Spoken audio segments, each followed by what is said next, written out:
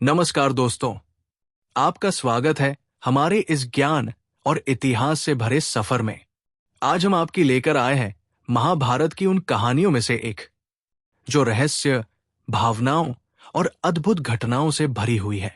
आज हम शुरू करने वाले हैं अश्वत्थामा की जीवन गाथा।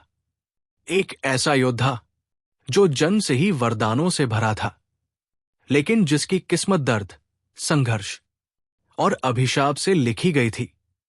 दोस्तों, अगर आप महाभारत, रामायण और प्राचीन भारतीय इतिहास की अनसुनी कहानियों को जानना चाहते हैं, तो इस वीडियो को अंत तक जरूर देखिएगा। तो चलिए कहानी की शुरुआत करते हैं। भाग एक, अश्वत्थामा का जन्म, अद्भुत वरदान।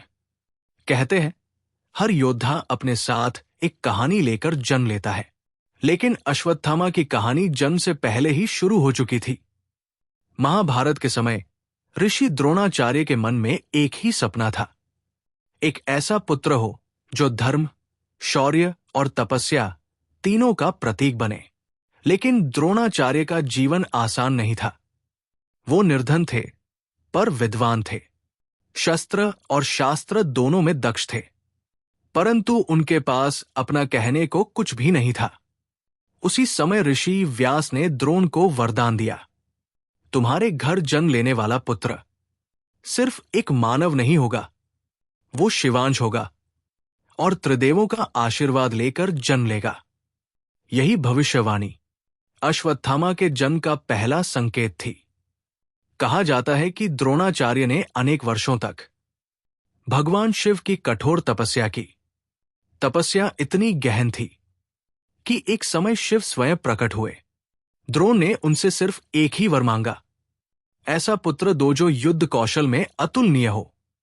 शिव ने मुस्कुराकर कहा, तुम्हारा पुत्र मेरा अंश होगा, उसमें मेरी शक्ति होगी, और जब तक पृथ्वी पर युद्ध का अस्तित्व है, वो मेरे तेज का वाहक रहेगा।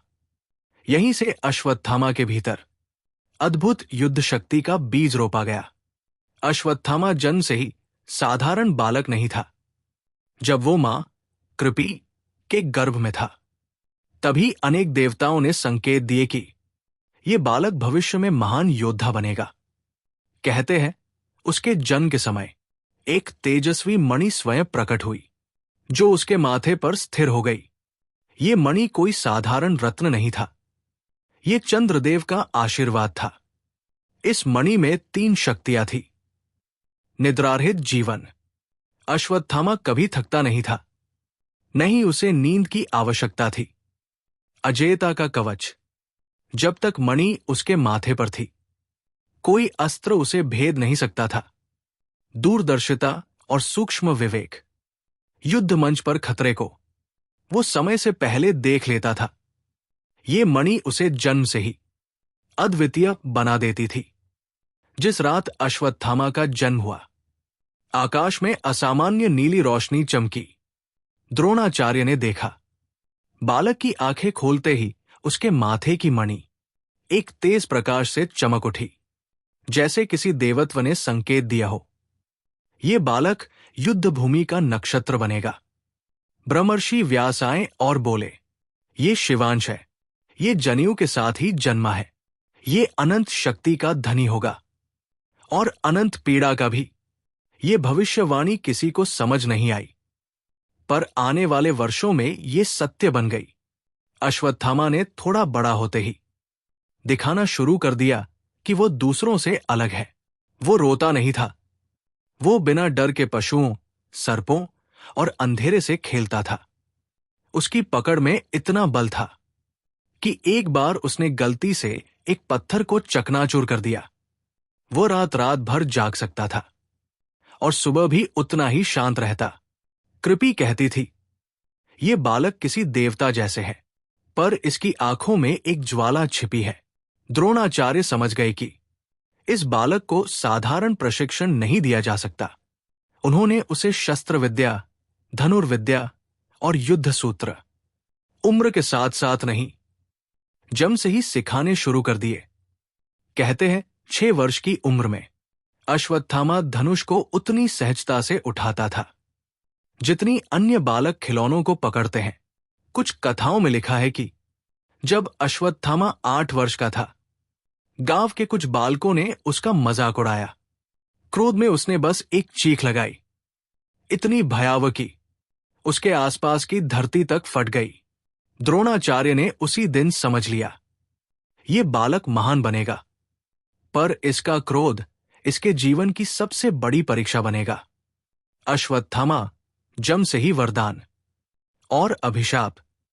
उसके जन्म के साथ ही शिव का अंश, चंद्रवंश का तेज और देवताओं के वरदान उसके भीतर आ चुके थे।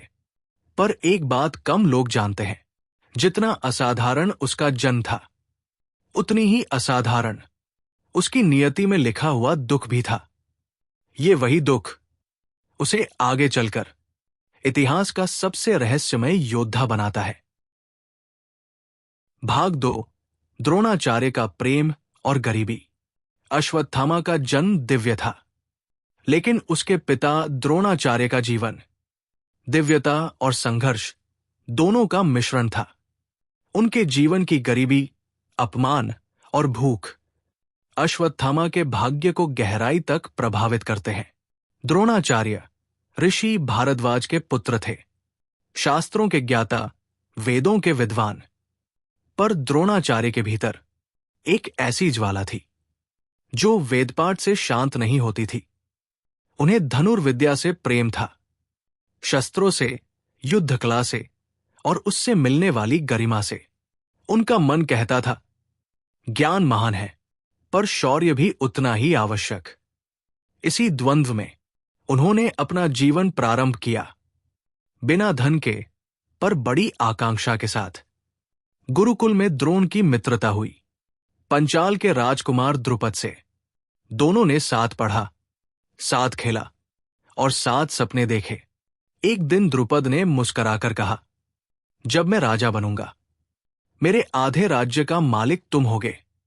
द्रोण ने उस बात को मन के किसी कोने में संजो लिया। उन्हें क्या पता था कि एक दिन यही वादा उनके जीवन की सबसे बड़ी चोट बनेगा। द्रोणाचार्य की पत्नी कृपि धैर्य की मूर्ति थी, उसी कृपाचार्य की बहन जो कुरुओं के राजगुरु थे। कृपि ने द्रोण से प्रेम किया, लेकिन गरीबी ने उन्हें कभी छोड़ा नहीं। उनका घर छोटी सी कुटिया, जंगल की सीमा पर, और रोज की चिंता, आज भोजन कहां से आएगा। कृपि अक्सर कहती, हमारा जीवन कठिन है, पर हमारा पुत्र दिव्य होगा।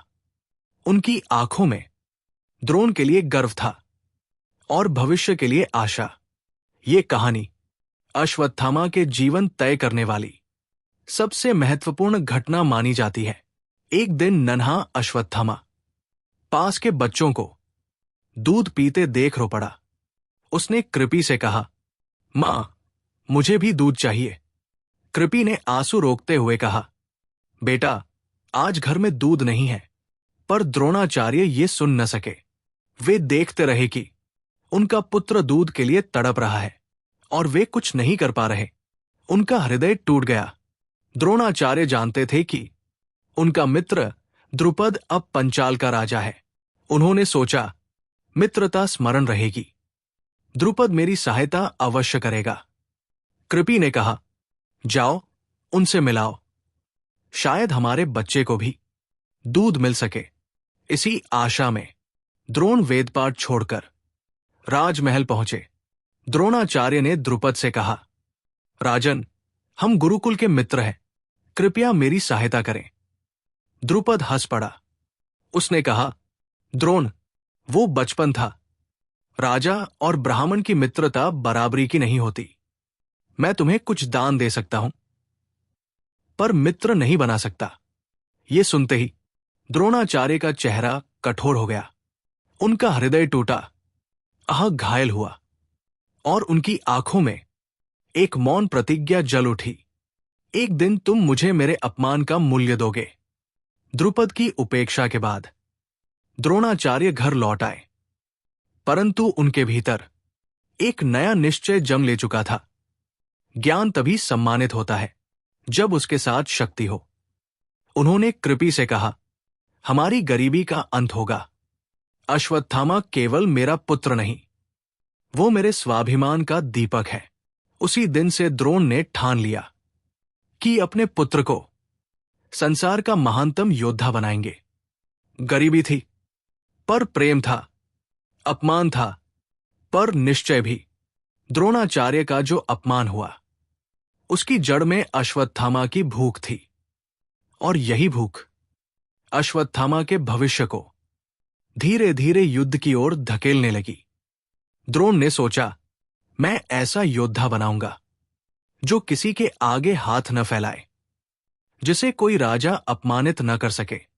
और इस प्रतिज्ञा के साथ अश्वत्थामा की प्रारंभिक शिक्षा शुरू हुई। गरीबी की कड़वाहट और पिता के जले हुए हृदय के साथ ये अध्याय बताता है, अश्वत्थामा का संघर्ष जन्म से नहीं, गरीबी से शुरू हुआ। द्रोणाचार्य का अपमान अश्वत्थामा के भविष्य का ईंधन बना। पिता की शर्म पुत्र की युद्ध नियति बन गई। भाग 3, युद्ध की शुरुआत और अश्वत्थामा की प्रारंभिक वीरता। द्रोणाचार्य के अपमान ने अश्वत्थामा के भीतर छिपे दिव्य तेज को जगाना शुरू कर दिया था। गरीबी, अभाव और भूख की आग धीरे धीरे उसके भीतर एक अद्भुत दृढ़ता में बदल रही थी। कठोर, शांत, पर खतरनाक द्रोणाचार्य का कुरुराज्य में आगमन। द्रुपद द्वारा अपमानित होने के बाद द्रोणाचार्य ने समझ लिया कि शक्ति के बिना ज्ञान अधूरा है। उसी समय भाग्य ने उनके लिए एक नया मार्ग खोला। कुरुराज्य ने राजकुमारों के लिए एक नए गुरु की तलाश शुरू की थी। कृपाचार्य ने द्रोण का नाम सुझाया और इस तरह द्रोणाचार्य को बुलावा मिला हस्तिनापुर के राजमहल का। कृपी ने कहा, अब हमारे पुत्र की किस्मत बदलेगी। अश्वत्थामा मात्र बालक था, पर उसके चेहरे पर एक अजीब सी चमक थी, जैसे वो जानता हो कि उसका समय आ गया है। द्रोणाचार्य कुरुराज्य के नए राजगुरु बने। उनका साथ आया अश्वत्थामा गुरुकुल में राजकुमारों के बीच एक साधारण वस्त्र पहने बालक। लोगों को असामान्य लगा। वे सोचते, ये कौन है? परंतु कुछ ही दिनों में उन्हें उत्तर मिल गया। गुरुकुल में एक दिन राजकुमार अभ्यास कर रहे थे। अश्वत्थामा किनारे खड़ा, सब देख रहा था। द्रोणाचार्य ने उसे आगे बुलाया। अश्वत्थामा, ये धनुष उठाओ। सब हैरान थे। एक साधारण बालक राजकुमारों के बीच। अश्वत्थामा ने धनुष उठाया, इतनी सहजता से जैसे वो जन्म से धनुष के साथ आया हो। उसने एक तीर चढ़ाया और सामने लगे 5 छोटे लक्ष्य एक एक कर एक ही सांस में भेद दिए। धनुष छोड़ते ही पूरा मैदान मौन हो गया। युधिष्ठिर ने धीमे से कहा, ये बालक साधारण नहीं है। दुर्योधन ने भौहें चढ़ाई। उसे पहली बार एक प्रतिस्पर्धी दिखा था, जो राजा का पुत्र नहीं, गरीब ब्राह्मण का बेटा था। कुछ ही समय बाद कुरुराजकुमारों ने देखा कि अश्वत्थामा का शरीर असाधारण रूप से बलवान था। एक दिन खेल खेल में भीम और अश्वत्थामा की कुश्ती हो गई। भीम, जो अपनी ताकत के लिए प्रसिद्ध था, अपनी पूरी शक्ति से लड़ा, परंतु अश्वत्थामा ने उसकी पकड़ को आश्चर्यजनक सहजता से तोड़ दिया। भीम ने द्रोणाचार्य से कहा, गुरुदेव, ये बालक मानव नहीं लगता। द्रोण मुस्कराए, मानो उन्हें पता हो कि उनके पुत्र में शिव का अंश बोल रहा है। कुरु गुरुकुल में 2 ही बालक ऐसे थे जो हर कला में एक दूसरे के बराबर थे। अर्जुन और अश्वत्थामा दोनों की स्पर्धा गुप्त रूप से शुरू हो चुकी थी। एक दिन तेज हवा चली और सामने लगे अभ्यास पत्थर हिलने लगे। द्रोणाचार्य ने आदेश दिया, जो इस हिलते लक्ष्य को पहले भेदेगा वो आज का विजेता होगा। अर्जुन ने तैयारी की, तीर चढ़ाया और छोड़ा। उसी क्षण अश्वत्थामा ने भी अपना तीर छोड़ा। पर जो हुआ वो किसी ने कल्पना भी नहीं की थी। अर्जुन का तीर लक्ष्य को छूते ही थोड़ा सा पास से निकल गया, पर अश्वत्थामा का तीर इतनी तेज गति से गया कि उसने लक्ष्य को 2 हिस्सों में तोड़ दिया। द्रोणाचार्य की आंखों में गर्व और चिंता दोनों दिखाई दिए, क्योंकि अब उन्हें स्पष्ट था, ये बालक साधारण नहीं, त्रिकाल की नियति लिखा हुआ है। एक दिन अचानक तेज तूफान उठा, धूल उड़ने लगी, कुरुराज कुमार भागने लगे, पर अश्वत्थामा अचल खड़ा रहा। उसकी मणि अचानक प्रकाशमान हो उठी, जैसे वह आकाश को चुनौती दे रही हो। हवा शांत हो गई, पक्षियों की चीखें थम गई। सब हैरान थे। एक बालक के मस्तक की मणि प्रकृति को शांत कर सकती है? धृतराष्ट्र के मंत्री ने कहा, यह बालक भविष्य में इतिहास बदलेगा। एक और गर्व, उनका पुत्र इतना शक्तिशाली है जितना कोई नहीं। दूसरी ओर भय, क्योंकि इतनी शक्ति रखने वाला नियति की कठोर परीक्षाओं से बच नहीं सकता। कृपि ने द्रोण से कहा, हमारा पुत्र तलवार जितना तेज है, पर जरा सी चूक इस तेज को आग बना सकती है। द्रोणाचार्य जानते थे, अश्वत्थामा के जीवन की राह अब युद्ध की दिशा में मुड़ने वाली है। धीरे पर अपरिहार्य रूप से अश्वत्थामा ने बचपन से ही दिखा दिया कि वो अर्जुन से भी आगे निकल सकता है।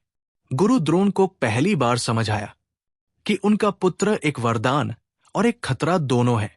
कुरुराज कुमारों में अश्वत्थामा का नाम अब सम्मान और भय दोनों का कारण था। भाग 4, द्रोणाचार्य की मृत्यु और अश्वत्थामा का भयंकर क्रोध। महाभारत का युद्ध चल रहा था। धरती पर हर दिन लहूलुहान हो रही थी। धर्म और अधर्म की रेखाएं धुंधली पड़ चुकी थी, और इस युद्ध के केंद्र में एक नाम था, द्रोणाचार्य। उनकी गदा, उनका धनुष और उनका ज्ञान कौरव सेना की रीढ़ थे।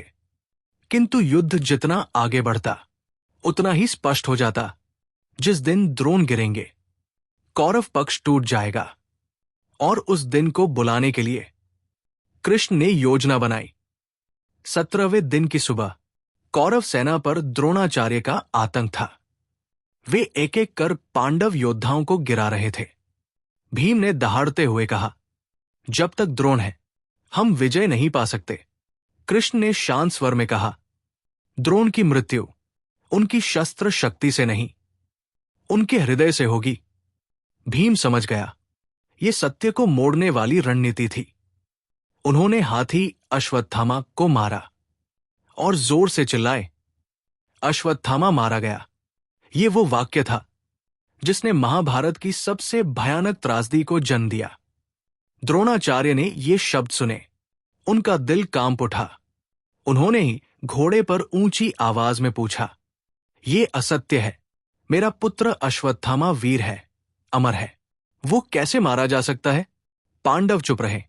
भीम मुस्कुराया, किंतु कृष्ण युधिष्ठिर की ओर देख रहे थे। कृष्ण ने कहा, धर्मराज, सत्य कहने का समय है, पर सत्य को थोड़ा मोड़कर। युधिष्ठिर का हृदय कांप उठा। वे कभी असत्य नहीं बोले थे, पर युद्ध की क्रूरता उन्हें इस पथ पर धकेल रही थी। युधिष्ठिर का झूठ धर्म का सबसे बड़ा बोझ।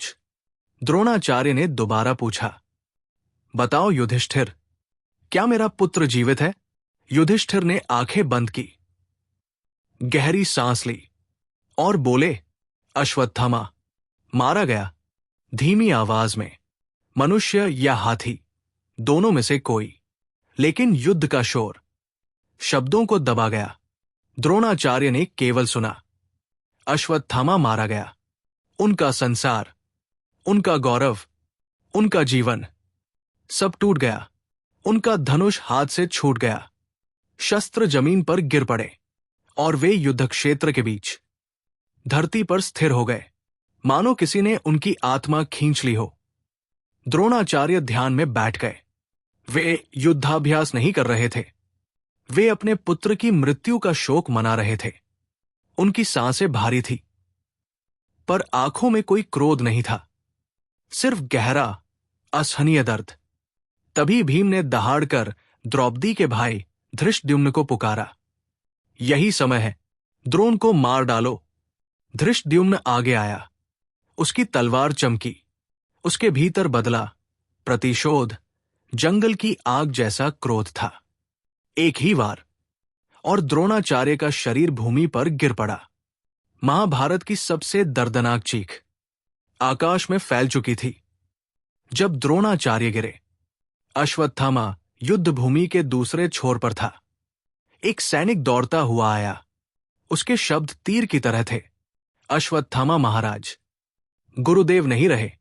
अश्वत्थामा का शरीर जम गया, उसकी मणि की चमक धधकने लगी, आंखें लाल हो गई, मानो शिव का क्रोध उतर आया हो। उसने कांपती आवाज में पूछा, कौन? सैनिक बोला, धृष्टद्युम्न ने पीछे से, छल से। सैनिक वाक्य पूरा नहीं कर पाया। अश्वत्थामा की चीख तूफान की गर्जना बन गई। उस पल अश्वत्थामा में मानव नहीं, शिव का उग्र रूप जागा। उसकी सांस भारी हो गई, उसकी मणि आग की तरह चमकने लगी। उसने आकाश की ओर देखकर कहा, पिता का वध छल से किया, धर्म के नाम पर अधर्म, आज अधर्म का नाश होगा, किसी भी कीमत पर। जो सैनिक पास खड़े थे वे भय से कांप उठे, क्योंकि उन्होंने पहली बार देखा था कि क्रोध कैसा दिखता है जब उसके पास दिव्यता का वरदान हो। अश्वत्थामा दौड़ते हुए पिता के शव तक पहुंचा। धूल उड़ रही थी, लाशें बिखरी थी, पर उसकी नजर सिर्फ एक जगह थी, जहां द्रोणाचार्य का शरीर पड़ा था। वो घुटनों के बल गिर गया। पहली बार उसके होंठ कांपे। उसने पिता का सिर गोद में रखा और धीरे से कहा, पिता, आपने कहा था मैं महान बनूंगा। अब मैं महान नहीं बनूंगा, मैं विनाश बनूंगा। उसकी आंखों से आंसू नहीं, खून बह रहा था। मणि की रोशनी लाल हो चुकी थी।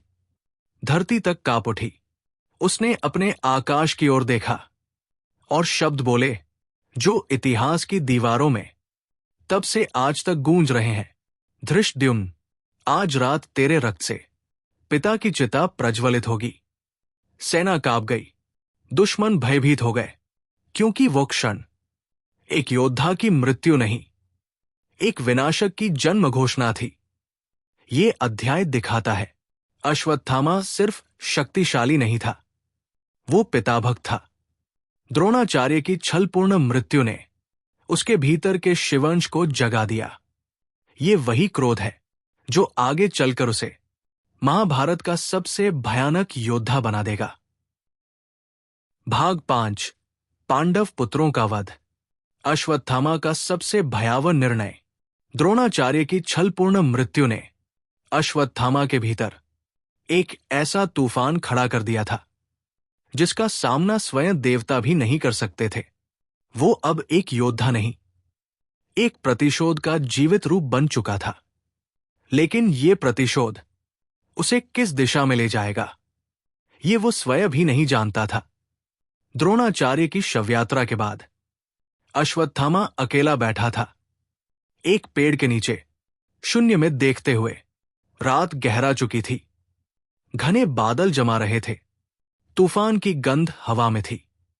उसकी मणि लाल चमक रही थी, जैसे उसके भीतर की आग बाहर आने को बेचैन हो। क्रोध, शोक और अपमान उसके मन को जकड़े हुए थे। त्योरी चढ़ी, दांत भींचे हुए, मुट्ठियां बंद। अश्वत्थामा के भीतर वानर नहीं, शिव का रुद्र रूप जाग उठा था। उसी रात एक सैनिक दौड़ता हुआ आया, अश्वत्थामा महाराज, दुर्योधन मृत्युशैया पर है। अश्वत्थामा तुरंत पहुंचा।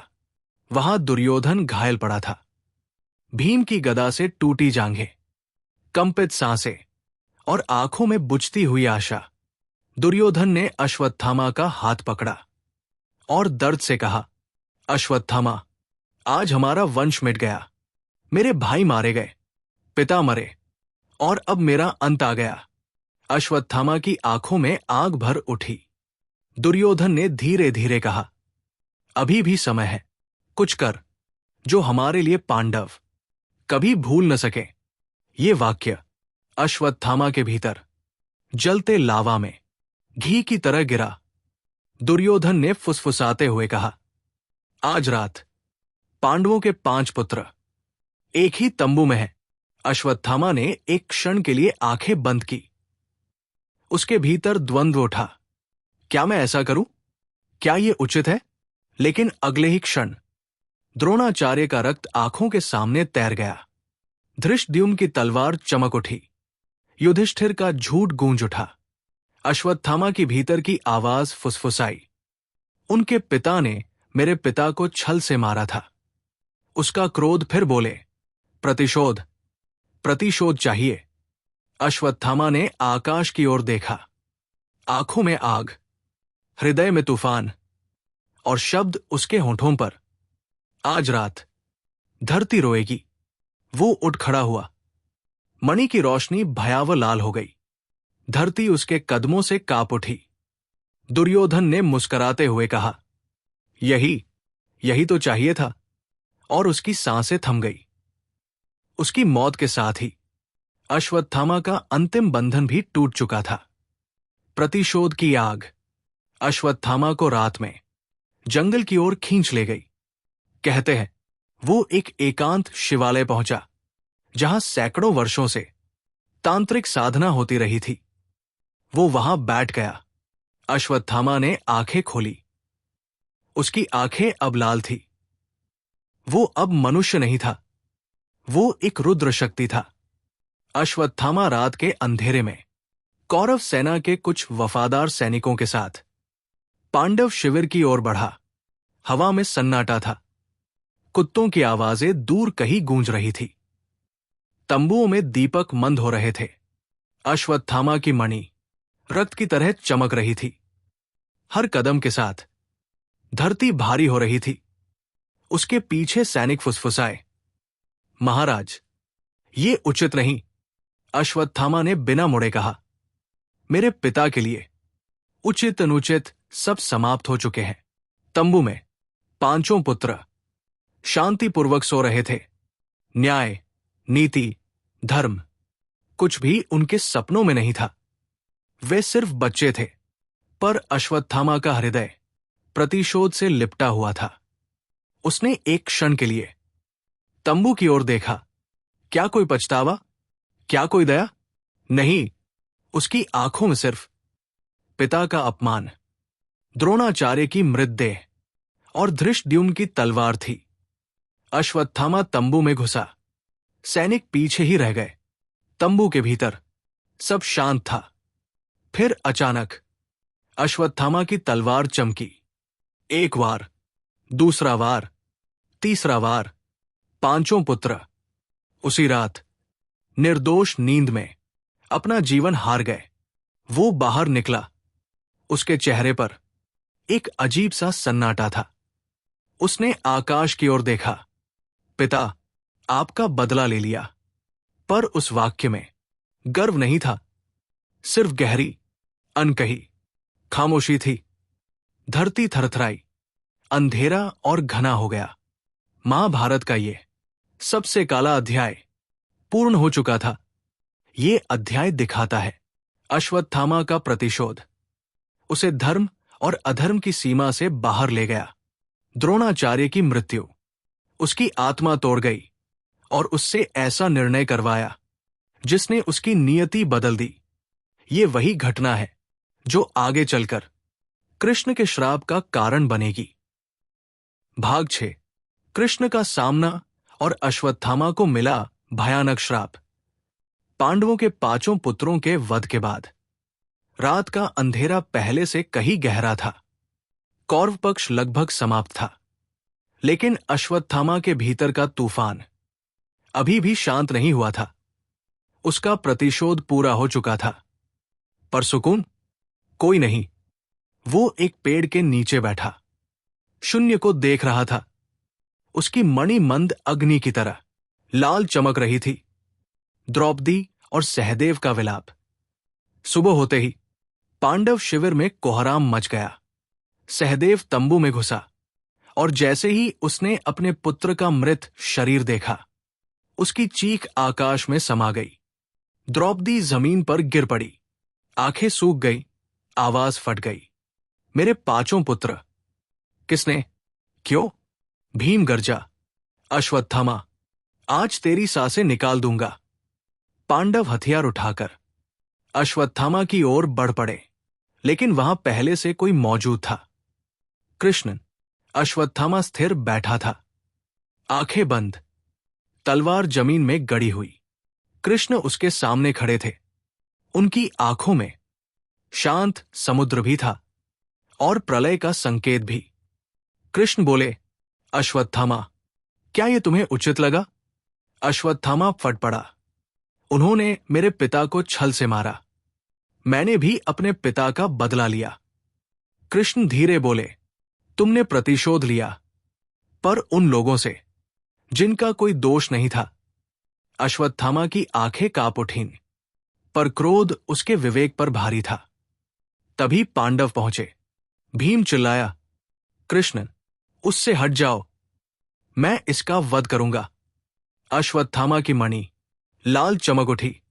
कृष्ण ने हाथ उठाकर कहा, कोई इसका वध नहीं करेगा। इसका दंड तलवार से नहीं, इसके कर्म से मिलेगा। अश्वत्थामा हंसा, एक खोखली, टूटी हुई हंसी, अपमान, दुख और पछतावे की मिश्रित आग में। अश्वत्थामा ने अपना धनुष उठाया और मंत्र पढ़ना शुरू कर दिया। हवा भारी हो गई, धरती कांपने लगी, आकाश में अग्नि की धारा उठी। अश्वत्थामा ब्रह्मास्त्र छोड़ रहा था। अर्जुन ने आंखें फैलाकर कहा, कृष्ण, ये तो प्रलय है। कृष्ण बोले, अर्जुन, इसे केवल ब्रह्मास्त्र ही रोक सकता है। अर्जुन ने तुरंत अपना ब्रह्मास्त्र छोड़ा। अब दो प्रचंड विनाशक शक्तियां एक दूसरे की ओर बढ़ रही थी। यदि दोनों टकराते, पूरी पृथ्वी नष्ट हो जाती, पर अश्वत्थामा नहीं। कृष्ण ने कठोर स्वर में कहा, अर्जुन, अस्त्र वापस लो। अर्जुन ने एकाग्र मन से ब्रह्मास्त्र को रोककर वापस ले लिया। कृष्ण ने फिर अश्वत्थामा से कहा, तुम भी अपना अस्त्र वापस लो। अश्वत्थामा चीखा, मैं नहीं ले सकता।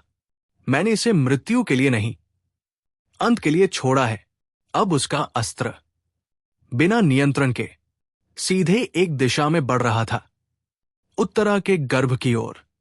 उत्तरा कृष्ण के पास खड़ी थी। अचानक उन्होंने पेट पकड़ लिया। प्रभु, कोई अग्नि मेरे भीतर प्रवेश कर रही है। अग्निधारा सीधे उनके गर्भ में जा रही थी।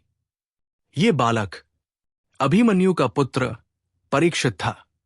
कुछ ही क्षण में उत्तरा बेहोश हो गई और गर्भ में स्थित परीक्षित मृत हो चुका था। पांडव चीख पड़े, हमारा वंश समाप्त हो गया। कृष्ण का चमत्कार, अजन्मे परीक्षित को पुनर्जीवन। उत्तरा गिरते ही कृष्ण उनके पास घुटनों के बल आए। उन्होंने अपनी हथेली उत्तरा के गर्भ पर रखी और आंखें बंद की। एक दिव्य प्रकाश उनके हाथ से निकला और गर्भ में प्रवेश कर गया। क्षण भर में उत्तरा शांत हो गई। कृष्ण ने कहा, यह बालक मरा नहीं रहेगा, उसका जन्म होगा, वो वंश को आगे बढ़ाएगा। कृष्ण ने अपने तेज का एक अंश अजन्मे बालक में प्रविष्ट कर दिया और परीक्षित जीवित हो उठा। कृष्ण का प्रकोप, अमरता का अभिशाप। अब कृष्ण अश्वत्थामा के सामने खड़े हुए। उनके चेहरे पर अवतार नहीं, स्वयं काल दिखाई दे रहा था। कृष्ण बोले, अश्वत्थामा, तुमने अजन्मे शिशु पर अस्त्र चलाया। ये पाप तुम्हें मृत्यु का अधिकार नहीं देता। फिर उन्होंने घोषणा की, आज से तुम अमर होगे। पर यह अमरत्व आशीर्वाद नहीं, अभिशाप होगा। तुम्हारे शरीर के घाव कभी नहीं भरेंगे। तुम्हारे शरीर से रक्त और मवाद बहता रहेगा। तुम अकेले भटकोगे, जंगलों में, पहाड़ों में, अंधेरों में। तुम्हारे पास भोजन नहीं होगा, घर नहीं होगा, शरण नहीं होगी। तुम मृत्यु की याचना करोगे, लेकिन मृत्यु तुम्हें नहीं मिलेगी। तुम चिरंजीवी बनोगे, पर एक शापित चिरंजीवी। कृष्ण ने उसकी मणि छीनकर धरती पर फेंक दी। अश्वत्थामा की चीख इतनी भयावह थी कि मानो धरती फट जाए। विनाश का अवशेष। अश्वत्थामा का शरीर क्षण भर में बदल गया। त्वचा फट गई, घाव खुल गए, बदबूदार मवाद बहने लगा। आंखों में पागलपन उतर आया, चेहरे का तेज बुझ गया, शरीर झुक गया। वो जंगल की ओर भागा, एक हताश, अभिशप्त, अमर प्राणी की तरह। कृष्ण ने दूर देखकर कहा, जब तक मानवता है, तुम्हारा अपराध याद रखा जाएगा। भाग 7। श्राप के बाद का जीवन। अश्वत्थामा अब मनुष्य नहीं रहा था। वो एक अभिशप्त अमर था। कृष्ण के श्राप ने उसके शरीर से दिव्यता छीन ली, मणि छीन ली, सामान्य जीवन छीन लिया। अब उसके पास सिर्फ दर्द था और एक अनंत यात्रा जिसका अंत मृत्यु भी नहीं थी। श्राप मिलते ही अश्वत्थामा चीखते हुए जंगल की ओर भागा। उसकी देह फटी हुई, अंदरूनी घाव रिसते हुए, आंखों में पागलपन, बाहों पर सूखता रक्त। एक ऐसा दृश्य जिसे किसी मनुष्य ने कभी नहीं देखा। कथा कहती है, धरती उसके पैरों के स्पर्श से कुछ क्षण के लिए काली पड़ जाती थी। वो रातों में दूर दूर तक भटकता, पेड़ों से टकराता, नदियों में कूदता, पहाड़ों पर चढ़ता, पर आराम का एक पल भी नहीं मिलता। श्राप का पहला ही दिन अश्वत्थामा को समझा गया, अमरत्व जब पीड़ा में बंधा हो तो सबसे बड़ी मृत्यु है। कई प्राचीन ग्रंथों में वर्णन है कि श्राप के बाद अश्वत्थामा सबसे पहले नर्मदा नदी के तट पर दिखा। वो वहां बैठा रहता, कभी अपने घावों को धोते हुए, कभी नदी के पत्थरों से अपने घावों को रगड़ते हुए, मानो दर्द कम करने की कोशिश करता हो। स्थानीय मछुआरों ने बताया, हमने एक भयंकर घायल पुरुष देखा। उसके शरीर से खून बह रहा था, पर वो मरता नहीं था। ये वही स्थान माना जाता है जहां अश्वत्थामा आज भी कभी कभार दिखता है। 1818 के आसपास झांसी के एक पुराने किले में एक घटना आज भी प्रसिद्ध है। रात के समय एक सैनिक ने बताया कि उसके सामने एक लंबे, दुबले, घावों से भरे आदमी ने आकर कहा, मेरे घावों से मवाद बह रहा है, कोई औषधि दे दो। सैनिक डर से कांप गया। उसने पूछा, आप कौन हैं? उस आदमी ने धीमी आवाज में कहा, मैं द्रोण का पुत्र हूं। अश्वत्थामा सैनिक बेहोश हो गया। अगली सुबह उस किले की दीवार पर ताजा खून के धब्बे पाए गए। भारत के महान सम्राट विक्रमादित्य के दरबार में एक बार एक विचित्र घटना हुई। कहते हैं, एक सुबह एक अजीब घायल व्यक्ति दरबार में आया। उसकी देह से तेज दुर्गंध आ रही थी। घाव इतने पुराने थे, परंतु मृत नहीं। वैद्य ने राजा से कहा, महाराज, ये घाव 7 दिन पुराना भी हो सकता है या 7000 साल पुराना भी। वो व्यक्ति अचानक उठा और बोला, मैं न समय का हूं, न मृत्यु का, मैं गुरुद्रोण का पुत्र हूं। अभिशप्त, और देखते ही देखते वो गायब हो गया। राजस्थान के कुशलगढ़ क्षेत्र में एक गुफा मंदिर है जहां लोग कहते हैं कि एक अदृश्य साधु रात में पूजा करने आता है।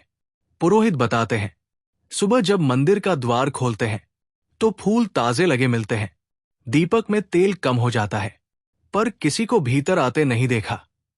स्थानीय मान्यता है वो साधु अश्वत्थामा है। कहते हैं वो किसी से कुछ नहीं लेता, सिर्फ फूल और एक दीप जलाकर चला जाता है। बुंदेलखंड के जंगलों में कई चरवाहों ने एक विचित्र घायल पुरुष को चांदनी रातों में चलते देखा है। वो बिना आवाज धीरे धीरे चलता जाता है, कभी किसी पेड़ के नीचे बैठता, फिर गायब हो जाता। कहा जाता है उसकी देह से हमेशा खून बहता रहता है। कुछ लोग कहते हैं, वो रास्ता पूछता है। ये कौन सा युग चल रहा है? ये सुनते ही लोग डर से भाग जाते हैं। कुछ कथाएं कहती है कि अश्वत्थामा अपराधियों पर प्रहार करता है, रात में अकेले यात्रियों की रक्षा करता है, कभी कभी डाकुओं के गिरोह को अजानी शक्ति परास्त कर देती है। लोग कहते हैं वो कोई साधारण आदमी नहीं था। क्या श्राप में भी उसके भीतर पिता द्रोण की धर्म शिक्षा कुछ बची हुई है? लोक कथाओं में ये प्रश्न आज भी जीवित है।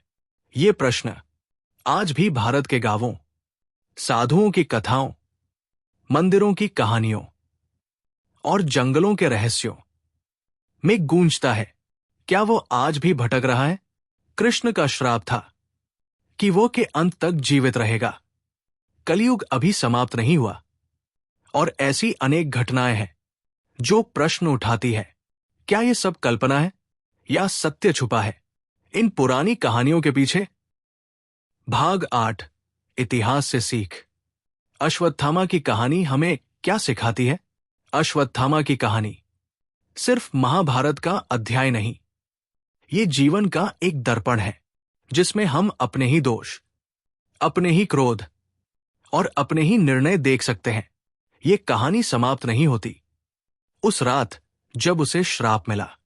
ये कहानी जीवित रहती है हर उस मनुष्य के भीतर जो क्रोध में अपना विवेक खो देता है, क्रोध जो सबसे शक्तिशाली को भी तोड़ देता है।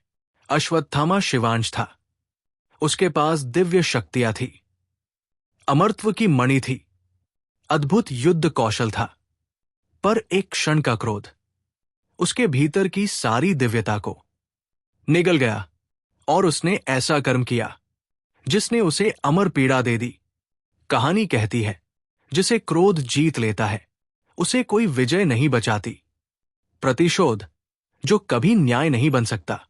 द्रोणाचार्य की मृत्यु छल से हुई, ये सत्य था। अश्वत्थामा ने न्याय की नहीं, प्रतिशोध की राह चुनी। प्रतिशोध जब धर्म का रूप ले लेता है तो वो अधर्म बन जाता है। अश्वत्थामा ने सोचा वो पिता का बदला ले रहा है, पर उसने उन बच्चों को मारा जिनका युद्ध से कोई संबंध नहीं था, और तभी उसके जीवन की दिशा बदल गई। पाप का भार मृत्यु भी उसे नहीं मुक्त कर सकती। अश्वत्थामा का सबसे बड़ा दंड मृत्यु नहीं था। मृत्यु तो एक अंत होती, एक शांति। उसका दंड था अंतहीन दर्द, लगातार रिश्ते घाव, अकेलापन, दुनिया के लिए अदृश्य अस्तित्व और मृत्यु का अभाव। कृष्ण ने उसे सिखाया पाप का बोझ मृत्यु को भी भयभीत कर देता है। जीवन में एक निर्णय भाग्य बदल सकता है। एक रात, एक गुस्से में लिया हुआ फैसला, एक प्रतिशोध का क्षण, और अश्वत्थामा ने अपने दिव्य भविष्य को खो दिया। हमारे जीवन में भी कई बार एक निर्णय, एक गलत शब्द, एक आवेश, सब कुछ बदल सकता है। इस कहानी का संदेश है, निर्णय पहले हम लेते हैं पर परिणाम वही हमें घसीटते हैं। धर्म शक्ति में नहीं, संयम में है। अश्वत्थामा के पास शक्ति थी पर संयम नहीं। अर्जुन के पास भी शक्ति थी पर उसके निर्णय धर्म के लिए थे। महाभारत ने बार बार बताया वो शक्तिशाली नहीं जो दूसरों को जीत ले, बल्कि वह जो स्वयं को जीत ले। अश्वत्थामा स्वयं को नहीं जीत पाया और वही उसकी हार थी। अमरता जो वरदान नहीं, अभिशाप भी हो सकती है। हम अमरता को वरदान मानते हैं, पर यदि अमरता में दर्द हो, घाव हो, अकेलापन हो, पछतावा हो, तो ये अनंत जीवन किस काम का? अश्वत्थामा हमें बताता है अनंत जीवन नहीं, अनंत शांति चाहिए। इतिहास का निष्कर्ष मनुष्य का पतन शक्ति से नहीं, विकृत भावनाओं से होता है। अश्वत्थामा देवताओं के वरदानों से बना था पर मनुष्य की कमजोरियों से टूट गया। महाभारत की हर कहानी की तरह ये कहानी भी मनुष्य के हृदय को समझाती है। क्रोध धधकता है, प्रतिशोध अंधा करता है, अहंकार रास्ता दिखाता है, और अंत वही पाता है जिससे मनुष्य सबसे अधिक डरता है, अकेलापन।